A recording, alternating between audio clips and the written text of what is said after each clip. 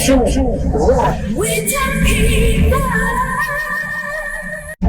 challenge of gainful engagement, either from an entrepreneurial point or direct employment, has often been cited as one of the major challenges or one of the major causes of unrest in Nigeria. My name is Kale Igbe, and this is going to be the thrust of our discourse today on the program Violence Free World.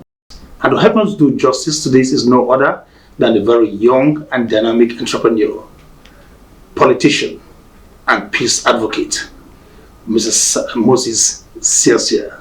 Thank you very much. Welcome to the program. Thank you so much. I'm very glad that you have me today. For some time now, the sovereignty, pride, and stability of our nation has been challenged severally on multiple fronts by known and unknown enemies using the instrumentality of violence.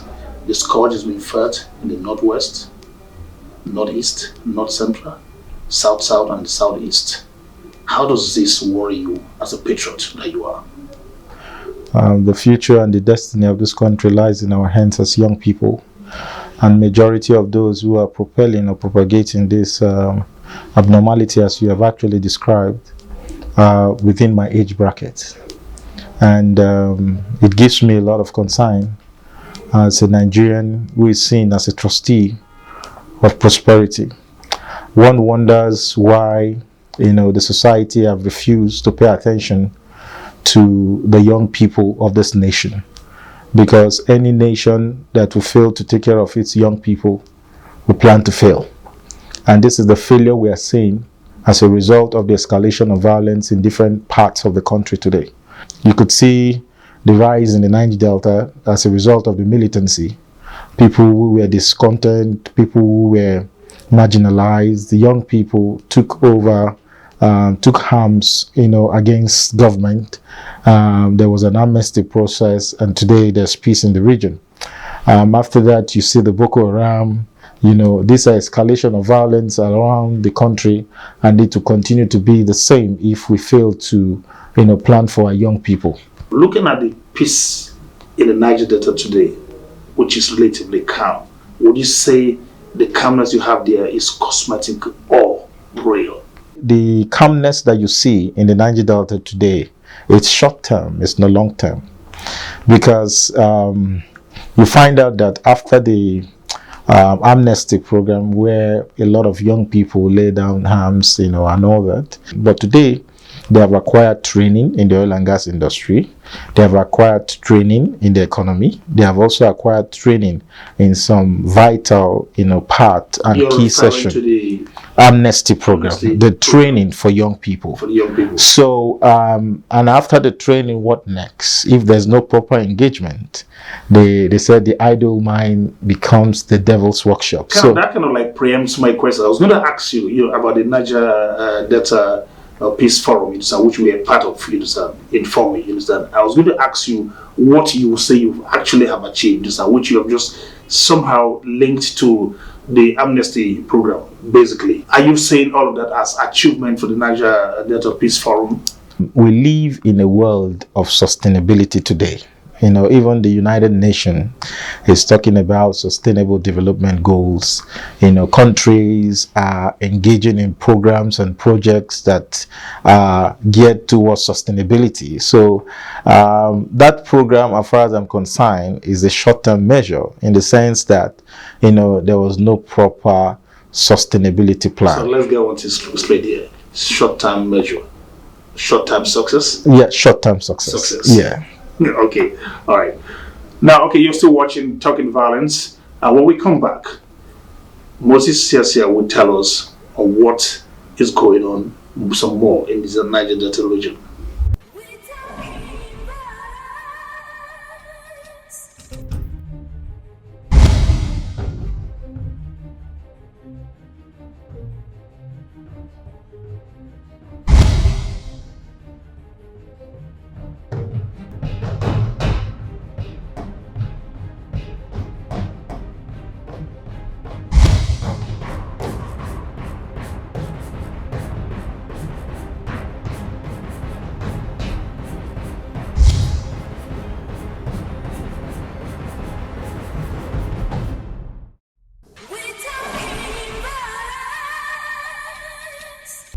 Welcome back. You're still watching Talking Violence, and we're talking with Moses Siasia, CEO of Mosilo Group. Now, what can the government and what can we generally as a people do to sustain this calm in the Niger Delta? We seem to be enjoying it now. What can we do? Well, I think it's a whole holistic and collective effort. Those who are experts in different fields, they are also engaged to be part of the process.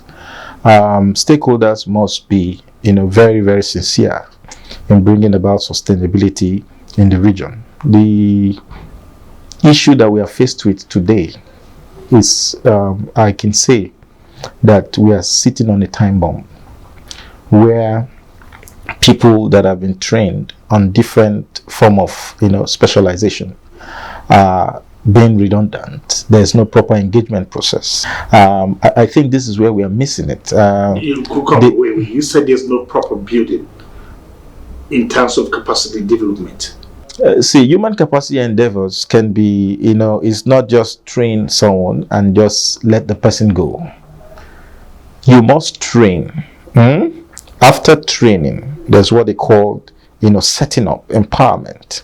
You empower that person. After the empowerment process, you monitor.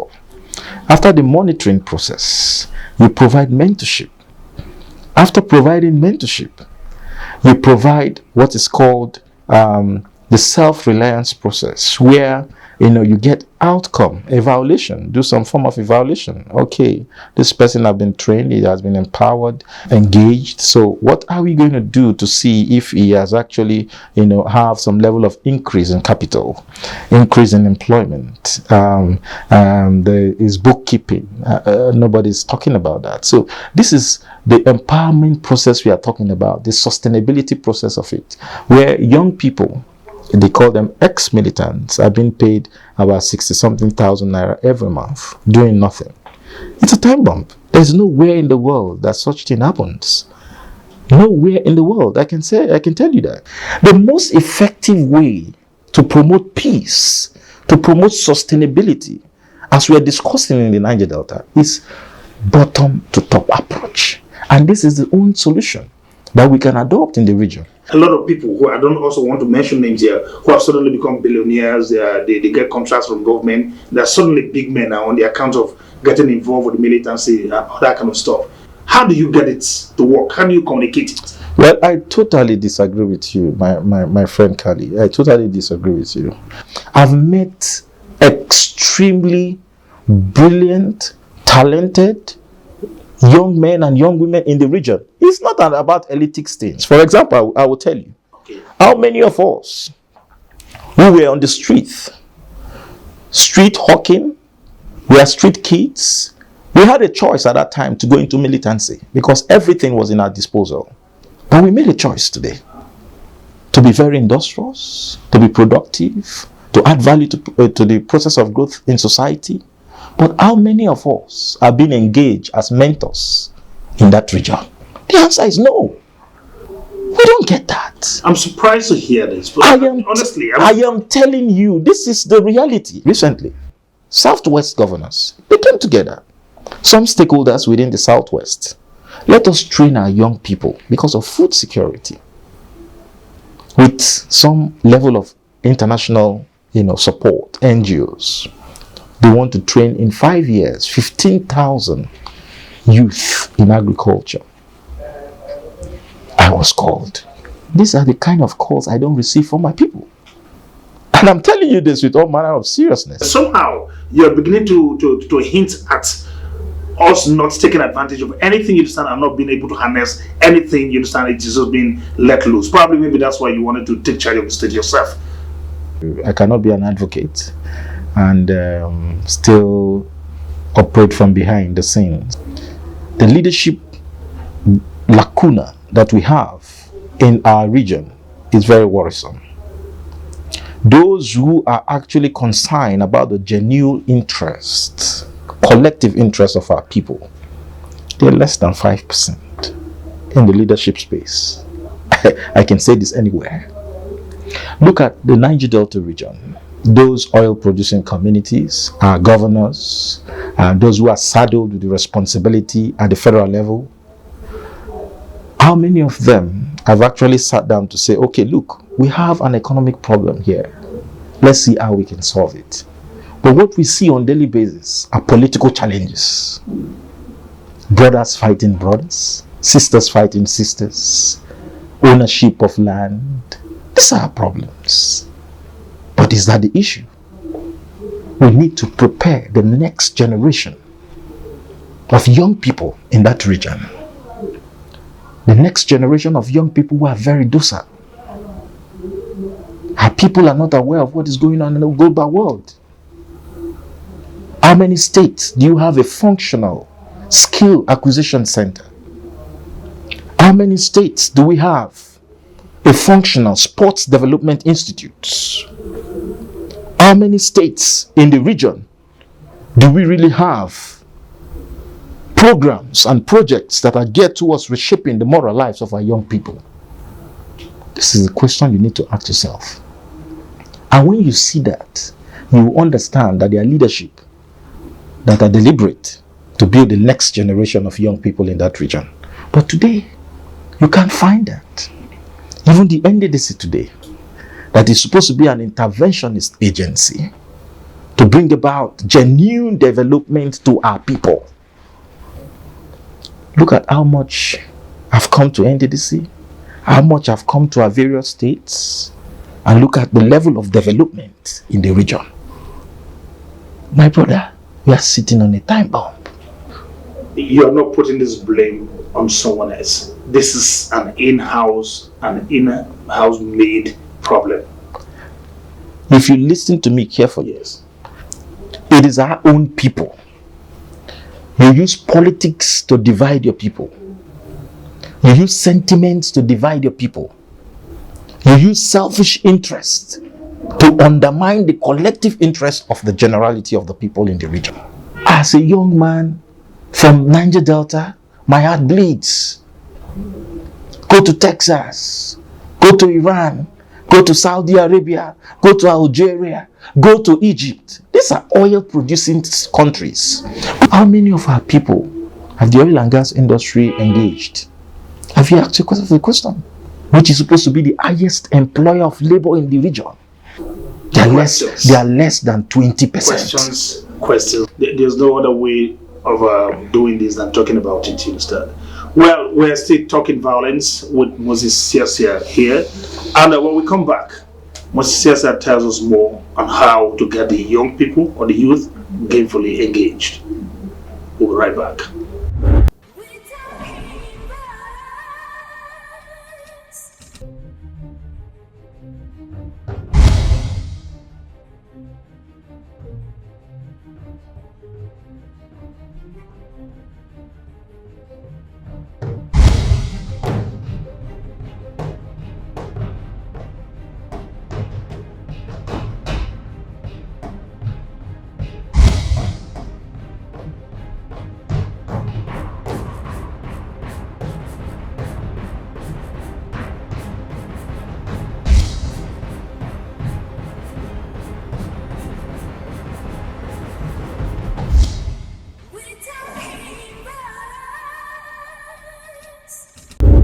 Now to the crux as to why we are really actually here now.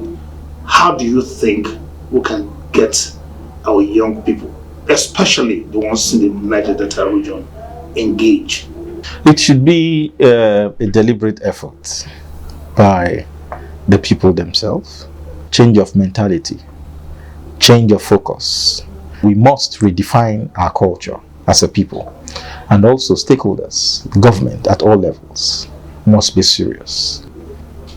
Today, the level of cultism, the level of criminality in the region is alarming. And stakeholders are not seeing this as a serious threat to society. Some of them who are educated tried as much as possible, parents, with their savings, ensure that their children goes to school, come out with good grades, no job. Is that the future we are building for our young people? These things are not rocket science. Because The political machinery in the region sees this idleness of our youths as political value for them to use as political tools during elections. This is very, very sad. Yeah, I agree that the leadership has got the bulk lies with them. Yes, I understand. But what about these people, the real people that we're talking about here, ex-militants, leadership, are comfortable? They don't talk more. Why are they comfortable? Why are they comfortable? Because the government or the leaders see them as heroes. They don't see Moses Siasia as an hero. The kind of preferential treatments that is accorded to those kind of people in society, it will marvel you. The only way we can change that is to change the narrative and the focus to those who are involved in productive ventures. Responsible young men and young women. We have them across board. For example, the Timayas of this world, the Timi Dakolus of this world, the Finidi Georges of this world, the Samson Siasias of this world, the Victor Ikwebas of this world, they are from that region. Are we engaging them? How did they succeed? How can we get them to tell their stories to these young people? That you are talking about their mentality. If we don't handle the issues that we have in our region, it will escalate and jeopardize the continued coexistence of this nation. Talking about handouts, the amnesty program generally, how has it translated to some kind of development in the region? It's about 30%. 30%. And 30% is nothing to 100%. If we were talking about 60 or 70%, we would have been making a lot of economic sense. Those pilots that you train, those aviation people that you Where are they working? I'm asking. Where are they working? I'm asking the question, where are they? Where are they working? So what has become of those people? There are several pilots that were trained by the amnesty program. Yeah. Very commendable. Some of them did not get their commercial license. Or there were no planes flying. Some of them did not, apparently, maybe as a result of change of government. Some of them were looking for money to pay for their commercial license. They could not get money. There are some certain things I cannot say in public today. Those who are propelling the aviation business today, they are from the south. Before Arik Air was given to AMCON, Arome Johnson was the chairman of Arik Air. He's from South. So what are we talking about? I'm asking you, and I'm also challenging you to say that this is a model created by Amnesty Program, and this is what we have gotten out of it that is sustainable. Because we are talking about sustainability. It changes the character and the attitude of society. That's why we decided to set up the Nigerian Young Professionals Forum. We believe that the country itself has not been able to tap up to 5% of our youthful resource. Every society, our strength, our greatness lies in the shoulders of its youth. So if you don't prepare them for tomorrow, they will also prepare themselves. I do not know how you would manage all of what it is that you have. And I'm talking about the Young Professional Forum and then the Peace Forum too. How would you correlate all of this? Without me, the Young Professionals Forum will run.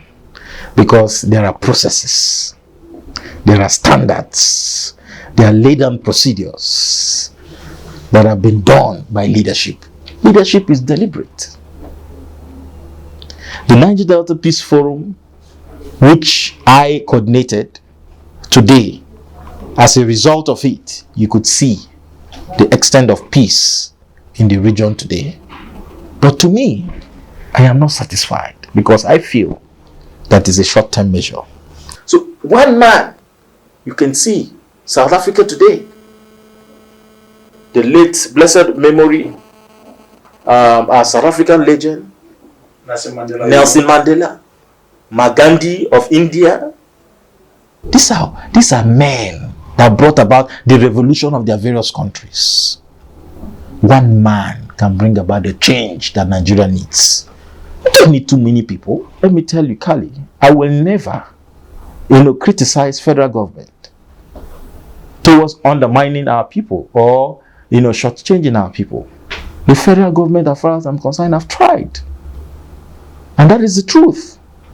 If you look at from 1999 till date, what has come to the region, or what has come to NDDC, Niger Delta is supposed to be in London or in Dubai.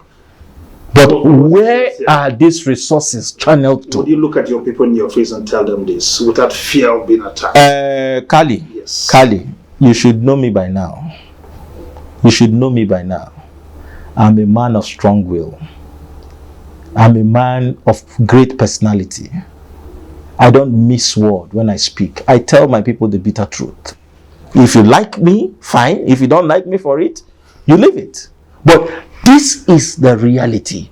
We must not, dance around issues. Niger Delta is a serious issue. Kali, let me tell you. Let me give you this analysis. The employment rate in the region today as it stands is less than 5%. The entire Niger Delta region. 5%. And this figure is worrisome. Education rate within the region, less than 10%. Is that the future we are building for our people? What is the future of the region? Oil will go. Other countries everywhere in the world, they are talking about technology. Information and communication technology that is renewable energy. People are talking about renewable energy. Very soon, nobody will need your oil. So we must think the Niger Delta beyond oil. What are we giving back to our people? Let me also tell you, we have the best terrain for rice production in the whole of West Africa. Are you aware? In Bayelsa State. In Bayelsa State. The Niger Delta coastal line is more central to the oil and gas exploration or businesses because of the peculiarity of the waterways. It is better for a ship to come to Bayelsa than for a ship to go to Lagos. Are you aware? But security concerns seem to be the impediment. Right? So what are we talking about? What is the security? How did they do it in Lagos? Do they have oil in Lagos? How did they do it in Lagos? And is it not Nigerians that did it? Are we not all Nigerians? Again. So, my brother, we are not walking the talk. We are just talking the talk. We must walk the talk and engage people. I've met a lot of extremely brilliant professionals, Niger Deltans, everywhere in the world. I can tell you, if we start engaging our people, bringing them to say, okay, we have an economic solution. What should we do? In the next 30 years, this is the Niger Delta we want. Are you aware that NDDC has a master plan? But is that master plan being followed? Go to NDDC today. Companies that are very incompetent. No tax clearance, no procurement due process, getting billions of jobs. Is that what we are building? Is that the corporate governance structure we are building in our region? We must have a mindset change. I keep telling people, the reason why this government of President Muhammad Buhari cannot succeed in the fight of corruption, because there's no basic amenities for the Nigerian people. No social welfare. The issue of violence, instability, and all of that is not something that is just speculated in the Niger Delta region, but basically is a Nigerian problem, you understand? If Moses Siasia were given an opportunity to restructure or advise on the restructuring of Nigeria in a manner that can bring about harmonious coexistence amongst us all, you understand? What would be your model? What would be it like, you like to share that with me? It's a transformational model. Tell me. I don't know it all. Your sector might not be my sector. So we have to come together, marry our ideas, bring our intellects, bring our resources together to ensure collectively that we produce a blueprint with timelines, with KPIs that will bring about the transformational leadership or transformational reformation of our people. Moses Siasia, looking at you, you're still very, very young, and you probably won't have forgotten. Are there any time in your life where you've been involved in some kind of violence, you've experienced some kind of violence, either you as a perpetrator or as a victim? You remember an incident you want to share with us? Yeah, I've never been involved in violence. Have you experienced because it? I've experienced it. So close. How close? Very, very close. I've experienced it, but I've never been involved in violence because that is you're defending, like I'm not accusing you of, because that is not my principle. I have principles in life. The only violent part I've actually engaged in is with my pen and my intellects. Young people who are fixated, especially haven't seen models who got involved with violence and have made it big. You know what I'm talking about? And so they're looking at that as a way out. What would be your advice to them? My advice to them is violence is something that is not sustainable. Violence causes disaffection. Violence causes hate. Violence causes diminution of your person. And my advice to young people is that we live today, in today's world, we live in a world of endless possibilities. And the future and the destiny of this country lies in the hands of young people. The movers and shakers of the global world economy, they're less than 35 years. It's young people. So it's high time our young people, who are seen as trustees of prosperity, start taking up challenges and work constructively to ensure that they secure their future. And we must ensure that we participate fully both in the economic process and also in the political process. This is one of the surest ways in which we can turn the challenges that we have as young people into windows of opportunity. So violence is not a solution, but peace always counts and it endures. That's my advice for young people. Wow, Mr. Siasia, it's such a very big pleasure talking with you. It's all my pleasure, Kali. Thank you very much for having me. Thank you very much. Thank you so much. Thank you for having me. I really feel elated. Thank you. The process of peace building requires the involvement of all if we're going to get it right. So no matter how tiny or how insignificant you may think your action is, or your contribution is, do know that if you do so, then we're definitely getting there. My name is Kali Igwe. It's been Talking Violence. And until same time next week, God bless you. Don't be violent. Here we are as a people with one heart for one cause. We're determined to